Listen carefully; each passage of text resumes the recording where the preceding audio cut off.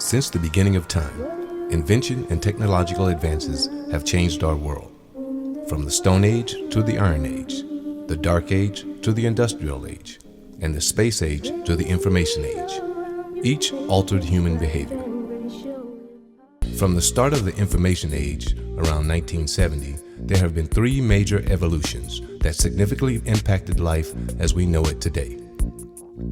The Multimedia Age, which began in 1987, the Social Age, which began around 1996, and the Big Data Age, which started around 2001. Our ability to be informed, organize, and connect has increased exponentially. We are connected to the world, share our lives to the world, and the world is connected to us. However, as with all progress, there is cost. We know that engagement with social media and our cell phones releases a chemical called dopamine. Dopamine is the exact same chemical that makes us feel good when we smoke, when we drink, and when we gamble.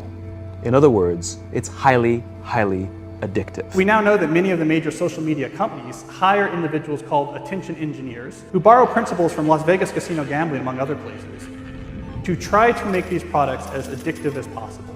To be human means that you are persuadable in every single moment. It doesn't matter what language you speak, it doesn't matter how intelligent you are. It's not about what someone knows, it's about how your mind actually works.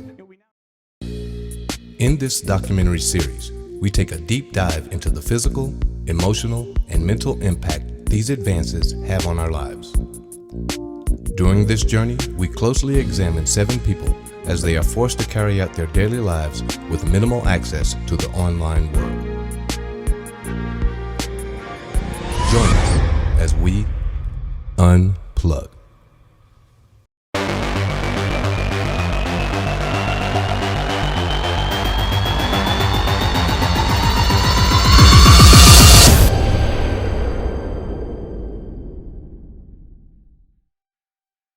This series is one of the first to address the issues head-on, in real-life situations with real people. On day 1, we ask our cast how they initially feel about unplugging. I've never done it. I've never been without my phone more than 2 minutes. You guys, my anxiety is through the roof. I don't know how to not be like this. I don't know how to not be in control sometimes. I don't know how to let go sometimes. I barely know how to relax.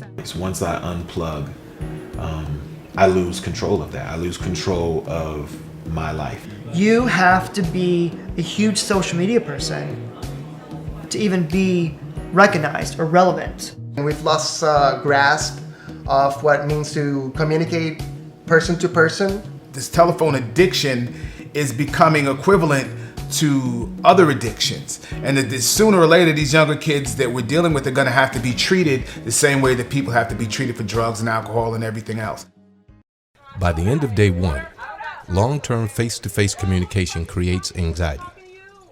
A need to establish hierarchy and their place in it becomes the focus.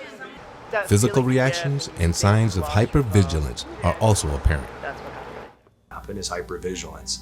Or hyperarousal. And what that looks like is being on edge all the time, super jumpy or easily startled, which then makes somebody very irritable or agitated and leads them to have angry outbursts. On day 2, the cast reflects on their first day of being unplugged. Probably me not having my phone is probably the reason why I flipped out on that girl on the bus, because I don't have my phone. And I'm stressed out because I don't have my phone. We don't know what to do with ourselves. It feels very strange. It feels very odd, very uncomfortable, very foreign. Normally, folks probably would have been looking down at their phones, not engaged and speaking with each other, so on and so forth. If I would have had my phone, I probably would have been like this, the whole time. But instead, everybody was laughing and dancing and having a lot of fun. So if I would have had my phone, I wouldn't have been able to enjoy really myself. Being that we had to communicate with one another, it made it more entertaining. I mean, you get to see people's personalities a lot more. But I've had my moments where I'll go to reach for my phone, I'm gonna have a phone. Like I caught myself throughout the day, like about to grab my phone. You know that feeling you get when you think you've lost your phone and you go in your pocket? I had that moment yesterday. I freaked the fuck out. Over the past decade, there have been many studies performed relating to the physical, mental, and emotional impacts of our current environment. Like the progressive curvature of the neck and spine, the growing statistics relating to texting and driving accidents, insomnia, and eating disorders. Many studies focus on anxiety and depression, which have produced eye-opening observations relating to loneliness, low self-esteem, reduced emotional connections, and lack of face-to-face communication skills. Currently, this is one of the most touched on subjects in mass media. From newscasts, talk shows and radio, to social media influencers, TV series and feature films, it has become part of the conversation. During some art therapy sessions, team building sessions, and group challenges, the cast vented, bonded, and reflected. Seems some valuable lessons are learned. Here's what they have to say about their experiences so far. Taking a break and unplugging was good for me. It was good for my mental health. I think you can even think more clearly.